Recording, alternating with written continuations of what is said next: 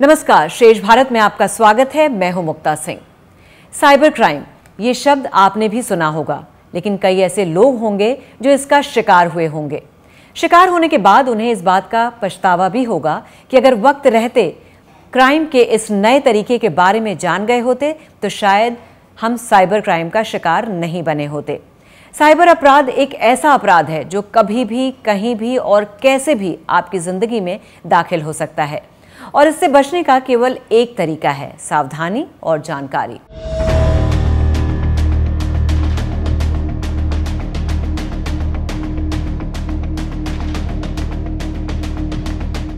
Mini Jamtara पर सबसे बड़ा खुलासा। 65 साइबर ठगों ने ठगे 100 करोड़ रुपए। 28,000 लोगों को बनाया निशाना। कश्मीर से लेकर कन्याकुमारी तक ठगी का मक्कड़ जाल।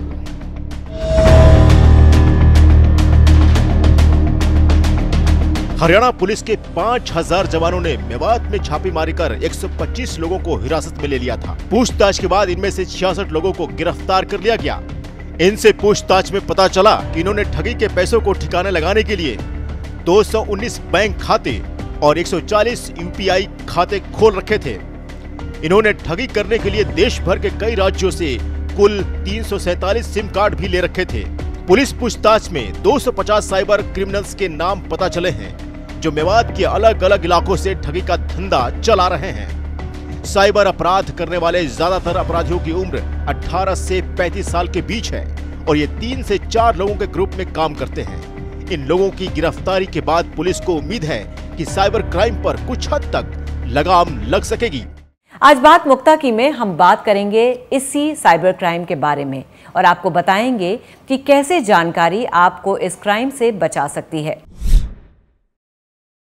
और इस पूरे विषय पर बातचीत करने के लिए हमारे साथ 2 एक्सपर्ट्स मौजूद हैं। एक है शक्ति अवस्थी जी, जो एडिशनल डीसीपी साइबर हैं नोएडा में, और साथ ही मौजूद है पवन दुग्गल जी, जो कि साइबर एक्सपर्ट हैं और कई साल से साइबर क्राइम से लोगों को सचेत करते रहे हैं। पवन जी, बहुत बहुत स्वागत है आपका हमारे साथ। धन्यवाद। पवन जी, साइबर फ्रॉड से हर आदमी परेशान है, तो इंडिविजुअल साइबर सिक्योरिटी के क्या क्या चैलेंजेस हैं with rapid digitization and use of mobile phones?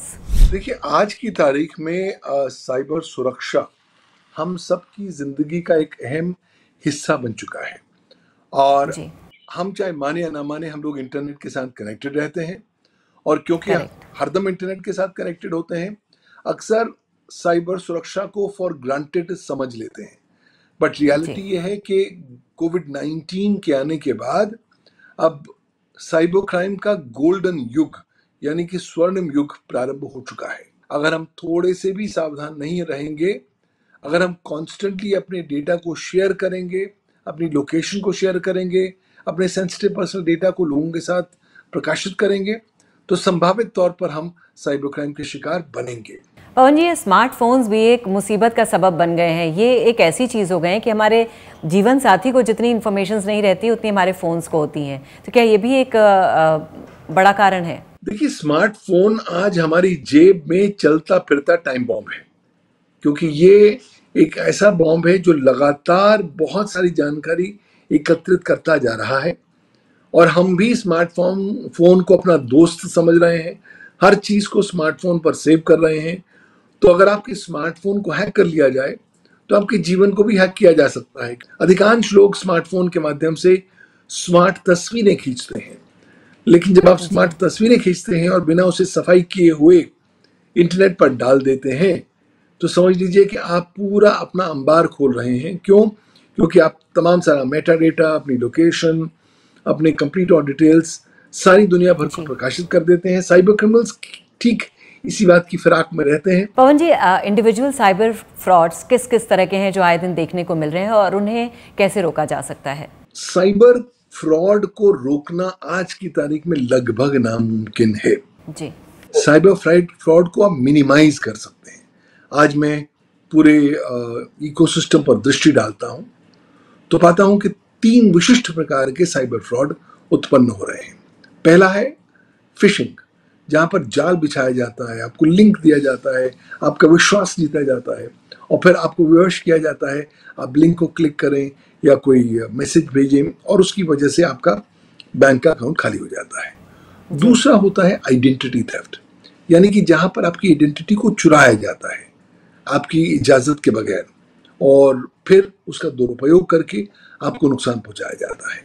और तीसरा होता है clear and simpliciter online financial fraud, जिसमें कि डेबिट कार्ड फ्रॉड हो जाए, क्रेडिट कार्ड फ्रॉड हो जाए, इलेक्ट्रिसिटी एरियर्स फ्रॉड हो जाए। आपको कॉल आएगा सुबह के, आज रात को 9 बजे आपकी बत्ती बंद हो जाने वाली है, क्योंकि आपने बिल नहीं दिया, और अगर आप बिल देना चाहते हैं तो इस लिंक पर क्लिक करिए। पवन जी, इस पे जाने से पहले आजकल एक नए तरह की साइबर ठगी की बात हो रही है। यूट्यूब पे वीडियोस आते हैं, अगर आप उन्हें लाइक करेंगे तो आपको पैसे मिलेंगे, और उसके बाद वो धीरे धीरे आपको ट्रैप में फंसाते जाते हैं, स्टेप वाइज आगे बढ़ाते हैं और फिर आपके अकाउंट से पैसे निकल जाते हैं। देखिए जी, आज फोकस है आपका विश्वास जीतना, आपको प्रलोभन के जाल में फंसाना, और एक बार आप फंस जाओ तो लाजमी सी बात है आप शिकार तो हो जाने वाले हैं साइबर क्राइम के।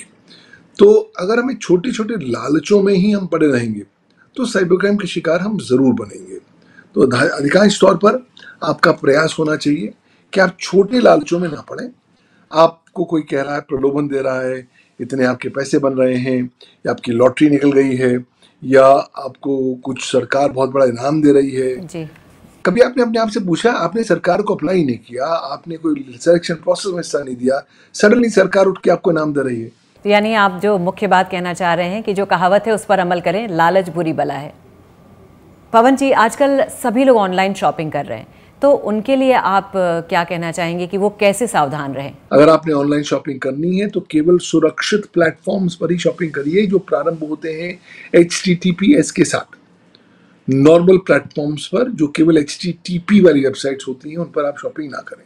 अगर आपने ऑनलाइन बैंकिंग का इस्तेमाल करना है, ऑनलाइन क्रेडिट कार्ड्स का इस्तेमाल करना है, तो कृपया लिमिट्स को छोटा रखें। आप बैंक की जो SMS अलर्ट सेवा होती है उसका आनंद लें, ताकि हर ट्रांजैक्शन पर आपको SMS आ सके। कोशिश करें हर दिन या हर दूसरे दिन अपने स्टेटमेंट ऑफ अकाउंट को ऑनलाइन चेक कर लें कि कोई ऐसी ट्रांजैक्शन तो नहीं हुई है जो आपने नहीं करी है, और अगर ऐसा हुआ है तो आप चुप नहीं बैठेंगे, उसको रिपोर्ट करेंगे साइबर क्राइम सेल में, cybercrime.gov.in पर, या 1930 या 1930 जैसी राष्ट्रीय साइबर क्राइम हेल्पलाइन नंबर पर। जी, अब इसको थोड़ा और समझने की कोशिश करते हैं। क्यों ये रिमोट एरियाज ही साइबर क्राइम का हॉटस्पॉट बनते जा रहे हैं, जामतारा से लेकर मेवात तक? देखिए, भारतवर्ष में पहले केवल जामतारा हुआ करता था, उसको लेकर एक OTT फिल्म और वेब सीरीज भी बनी। लेकिन जब कोविड-19 आया और लोगों की नौकरियां जानी शुरू हुई और लोग हताश होने लगे, तो लोगों ने कहा कि चलिए आइए हाथ साथ मिला के मुड़ते हैं साइबर क्राइम की दिशा की ओर। तो जो जामतारा साइबर क्राइम मॉडल था वो धीरे धीरे भारत के छोटे छोटे इलाकों में, ग्रामीण क्षेत्रों में, बड़े बड़े शहरों में एक कॉटेज इंडस्ट्री मॉडल के स्वरूप में अडॉप्ट किया जाने लगा। आज ये हालत है कि हर बड़े शहर, हर छोटे शहर, हर नुक्कड़, हर गली कोने में कहीं ना कहीं ये cyber crime as a service वाले मॉडल लगातार इंप्लीमेंट किए जाते हैं। और अब तो उत्तरी भारत में दिल्ली के पास 90 किलोमीटर दूर एक जगह है जिसका नाम है मेवात। मेवात जामतारा को बहुत पीछे, मीलों पीछे छोड़ चुकी है।